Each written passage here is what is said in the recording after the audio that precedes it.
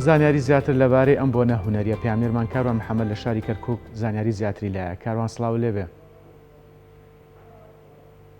بەڵێ ئێستا یەکەمین باڵێن حوتەمین فستیڤاڵی شانۆی شەقام لە نزیک قەڵای کەرکووک دەستی پێکرد.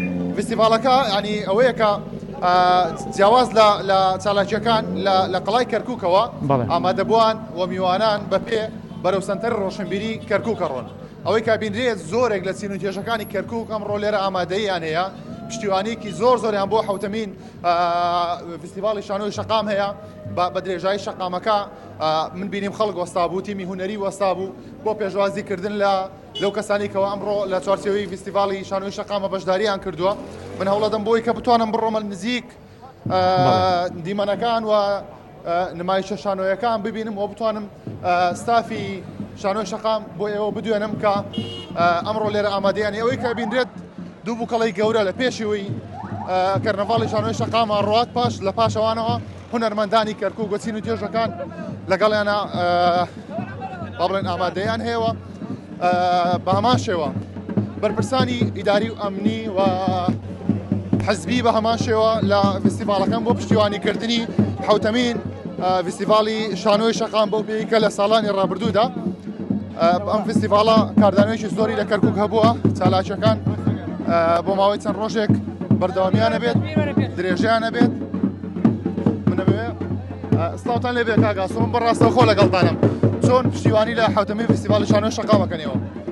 دەستخۆشییان لێکەم ڕاستی شتێکی جوانەوە بە خۆزانان فستیڤاڵی پشتیوانی نێودەوڵەتی لە کۆمەڵی وڵاتەوە هاتوون و کەرکووک یەکێکە لەو شارانەی کە هەمیشە لە بواری شانۆ لە بواری هەموو بارەکانی هونەری لە پێشەوەی پێشەوە بووە، بەڵام بە خۆدانان بە هەندێک زروف و وەزعی ئەوە بێبەش بووە. بۆیە ئێمە بە هەموو شێوەیە پشتیوانی لەم فستیڤاڵاکەین و دڵنیایە نەکەینەوە کە ئەوەی لە تواناماندا هەبێت لە هەموو بوارەکان بە تایبەتی ئەمە ئەمڕۆ دەبینین فستیڤاڵی نێودەوڵەتی شەقام ئەمە یەکێکە لە ئەو داهێنانانەی کە شتی باشە و دەستخۆشیان لێبکەین. بەڵێ سپاس دەکەم کار نێژان وەکو سەرپەرشتیاری فستیڤاڵەکە پەیامی ئێوە چی ئەمە حوتەمین فستیڤاڵی شانۆی شەقام؟ پەیامی ئێمە پێکەوە ژیان و ئاشتی و گەیاندنی ئەم جوانیە بۆ خەڵکی کەرکووک، تەڵەن ئەمەش بە هاوکاری و پشتیوانی بەڕێز کاکاسۆ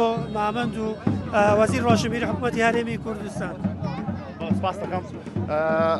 وەکو میوانەکانم ئاماژەیان پێدا ئەمە با بڵێن پەیامی ئاشتی پێکەوە ژیان بۆ تەواوی پێکاتەکانی کەرکووکە دووپاتکردنەوەی ئەو پەیامەیە.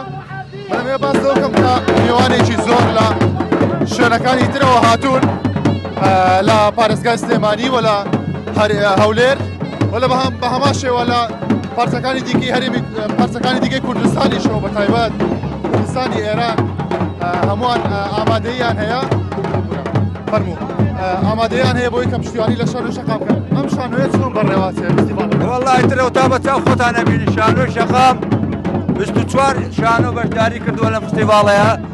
لەخوا بە زیاد بێ هەموو هونەرمەندانی شاری کەرکووک بەشداری تیا کردووە بە تایبەت شانۆکاران و لێرەوە لە ڕێی کەناڵەکەیەوە بەخێرهاتنی هەموو میوانەکانی ئێران و جنوبی عێراقەکەین کەەوە هاتنە بەشداریەکە لە فستیڤاڵەیە.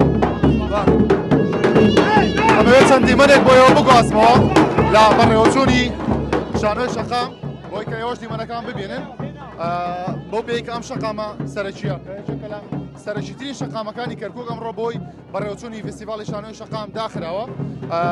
با بڵێن هاتووە لەسەر ئەم سایدی شەقامەکە ڕاگیراوە تاوەکو بتوانرێت کە فستیڤاڵەکەی تێوە بەڕێوە بچێت. لەگەڵ ئەوەش خەڵکێکی زۆر لێرەن ئامادەیان هەیە بۆ پشتیوانیکردنی فستیڤاڵەکە. من هەوڵەدەم کە خەڵکی زیاتر بدوێنم لە ستافی شانۆی شەقام. بەڕێز خات و هاوەسڵاو لێبێ پێم بڵێن فستیڤاڵەکەتان چۆن بڕێت؟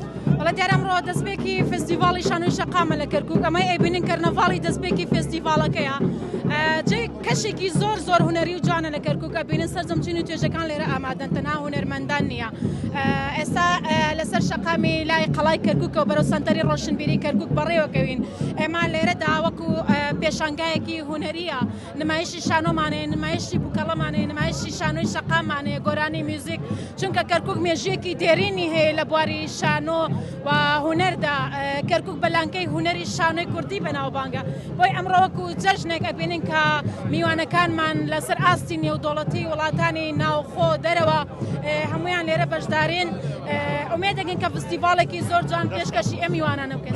زۆر سپاس دەکەم ئەو میوانانەی کەوا لە پارێزگاکانی دیکەەوە هاتوون منەمەوە بیان دوێنم سڵاوتان لێبێ بەخێر بن بۆ کەرکووک پەیامی ئێوە بۆ پشتیوانیکردنی شانۆی شەقام با یەکێک یاری لەوەی باشتر ئەمە لە خزمەتین هەتا مردن شتێکی زۆر جوانە لەو شارە دەکرێت وابزانام لە هەموو شارەکان زیاتر یعنی پەرە بە شانۆ دەن.